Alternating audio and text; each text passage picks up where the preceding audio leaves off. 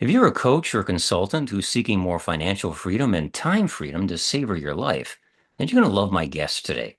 She's going to talk about how to leverage your time so your business no longer consumes your life. Hello and welcome to the Seven Figure Life Fulfillment Podcast, where we share strategies to help coaches and consultants build life-affirming seven-figure businesses filled with passion and purpose. I'm your host, Ken Stephen, and my guest today is Helle Brodie. Helle is a business coach who helps entrepreneurs create the freedom they desire in their business by turning overwhelm into effectiveness. Helle, welcome to the show. Thank you so much, Ken. It's great to be here. Well, hey, what you do sounds very, very interesting. And I think probably a great way to start is why don't you let people know who it is you serve and the kind of transformation you achieve for them? Right.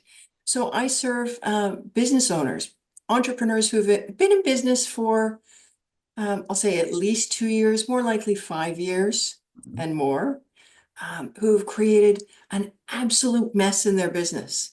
They're going here, they're going there, they're working crazy hours, they don't have evenings and weekends left anymore, and they're exhausted. And they're looking for a better way. It's either find a better way or give it up. So when these people come to you, what's the biggest mistake you see them making? They just keep going in every direction all at once. Because so when we start our businesses, we're trying all kinds of things to see if they can work. And that's a normal part of building your business. Mhm. When it comes to marketing, should I do this? Should I do this? And and the trouble is that we don't stop doing what's not working because it works once in a while. So we just keep doing more and more and more and more. So that's an example of marketing, for example.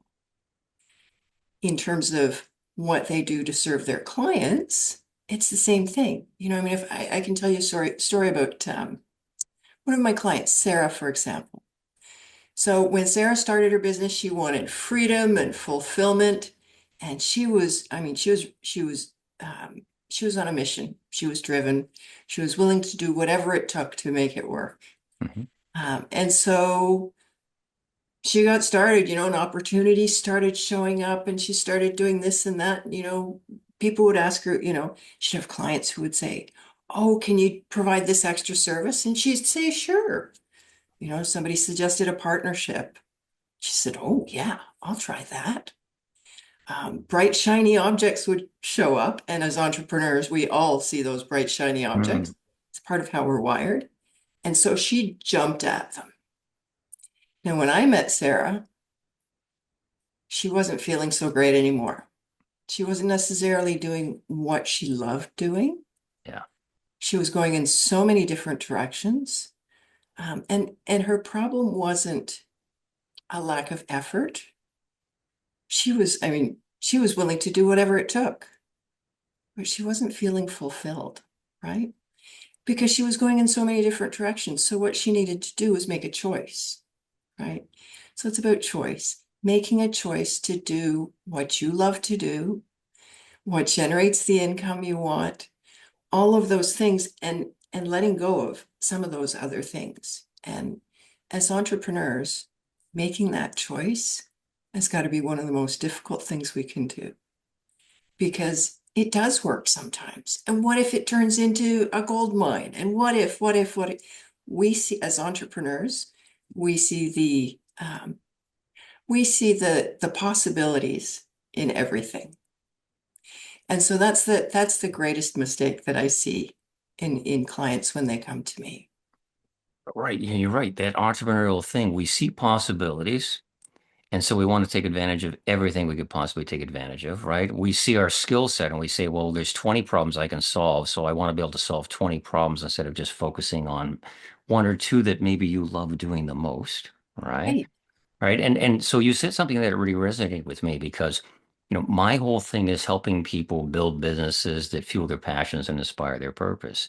And Right. and you said something there that I think is a problem a lot of entrepreneurs face, and that is they end up wearing so many hats and doing things that have nothing to do with what they love in order to keep their business running. Right. So how do you work with clients to make sure that they end up doing what they love most and yet still get all their stuff done that needs to be done to keep the business running? So we start looking at what they're doing, what types of work they're doing. It depends on what part of their business we need to work on, right?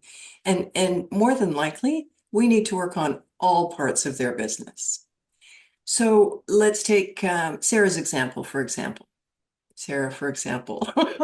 For Um, example, yeah, so I mean, Sarah was doing all kinds of things. So we looked at, why did she get into business? What is she passionate about? And we slowly started pulling things out, things that weren't serving her, right? So it's not a it's not a major shock to your system. It's pulling things out slowly. And as you know, I mean, lasting change. Sure, there's lasting change. We can have that breakthrough moment and we can have lasting change. And it's also very effective when we just do a little piece at a time. When we're making progress, like, I mean, it's like ripping all your clothes off.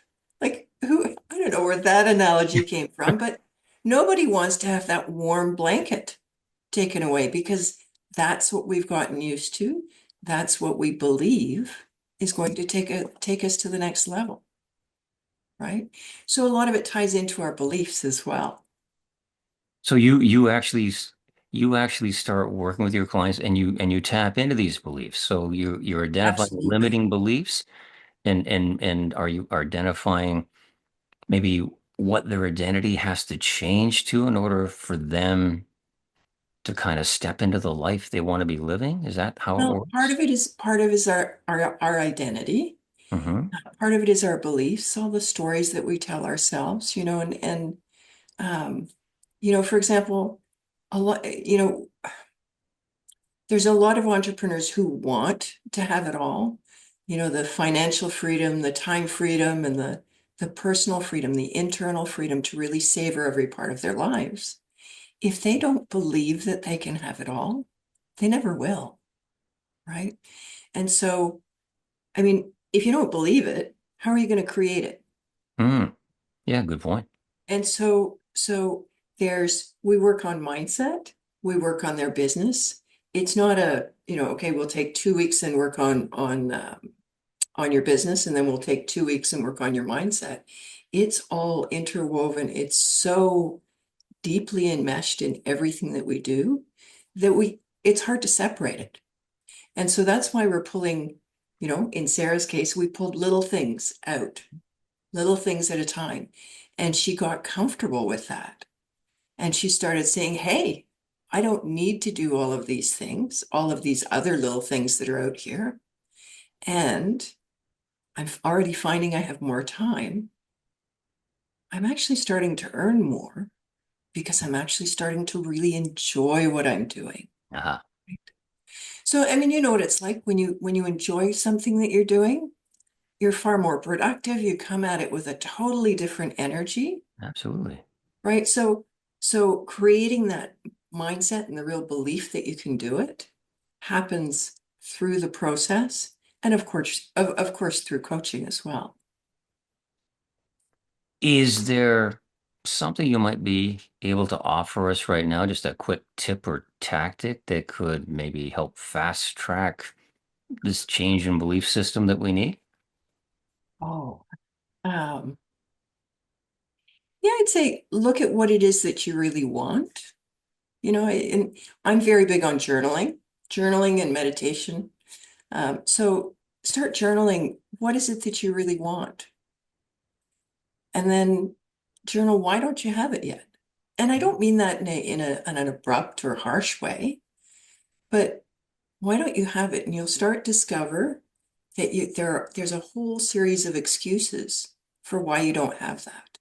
Oh, this happened and it's somebody else's fault, and oh, and I'm not smart enough. Well, that just that little piece of journaling will uncover a whole lot of beliefs that are holding you back.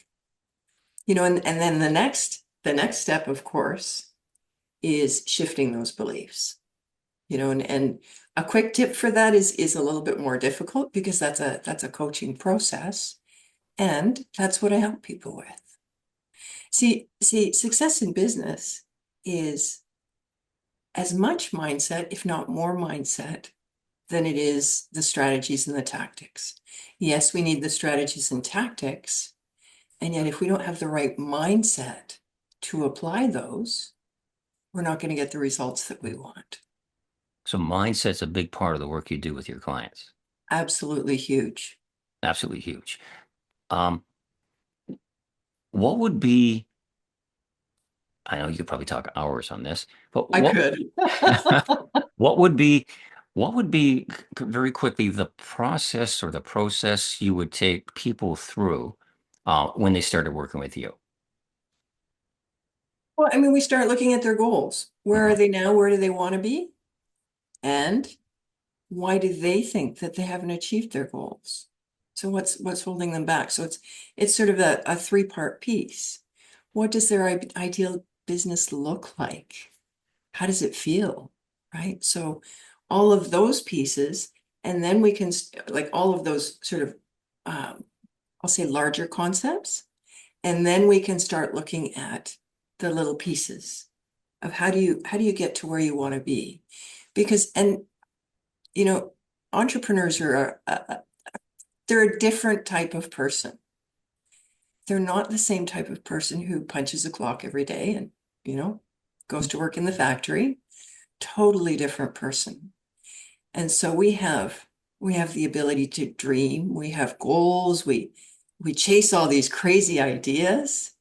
Um, we're just a different type of person, and we need to understand who you are and what really fuels you and what's going to drive you to do what you want, like create the life that you want. And when I say drive you, that doesn't mean giving up the rest of your life. Because as I said, as with Sarah, we started pulling out these little pieces that weren't serving her. And she all of a sudden she had more time to devote to what she was passionate about, what was generating revenue. So she had more time and she had more money, right? So Mhm. now she could build her business. She had more time, more money. She had the money to build her business, build her team, and start leveraging her time to Perfect. create even more of everything she wanted. Yeah, perfect, perfect. The step-by-step process. Helen, how did you get started doing all this? What's the story behind all that? Well, I was one of those people. So I've been Haha. an entrepreneur for 37 years. And I say that almost with a badge of honor because we're a different sort. We really are. I struggled with all of those things. I went through a phase where, I mean, I was working 7 days a week. I was a single mom with, two kids in competitive skiing. So I was driving them all over the country, well, the province really, and then to the airport. And my mother was terminally ill. Hmm. So I was working 70 to 80 hours a week and doing all of the other stuff. You can imagine I was stressed and exhausted just all the time. Yeah. I knew things had to change. I knew there was a better way. When I looked around, there were a few people who seemed to be enjoying their lives, making a lot of money, having fun, and I wanted to know how they did it. Hmm. So I went on my own journey to find all of that and even gained a couple of coaching certifications to get it all figured out. And when I figured it out and put it in place for myself, I knew it was time to share it with other entrepreneurs who were struggling the same way I was. Because really, Ken, I believe that when entrepreneurs thrive, they create a better world. Mm-hmm. Mm-hmm. That's a great backstory. How can people get in touch with you, find out more about you, and maybe there's something you'd like to offer them to Yeah, I get have a introduced to your services? sure. I have a resource that's called the Freedom Formula for Entrepreneurs. Oh, good Um, title. and I'll give you the link for that. Yeah, and That I'll post it in the show notes below. awesome. And so that will invite people into my community, into my world. Um, you'll get access to my resources. You'll get, the link to my website. It's freedomjourneys.ca, just for a quick one. And that gains people access to my world. And if you're ready to make a change, I'd say book a call with me and we'll have a conversation. We'll see if this is the right thing for you. Sounds good. Sounds Yeah. good. Hell, I want to thank you for being so generous and sharing your time and your insights here today. I know I certainly got a couple of golden nuggets from our discussion. As I mentioned, I will post the link to your free resource in the show notes below. And for anyone listening today who benefited from Hella's insights, please share this podcast with your friends so they can benefit too. Stay tuned, everyone, for the next episode of the Seven Figure Life Fulfillment Podcast. And Helle, thanks again for being such a great guest. Thank you so much, Ken. It's been wonderful to chat with you. All right, bye for now. Bye-bye.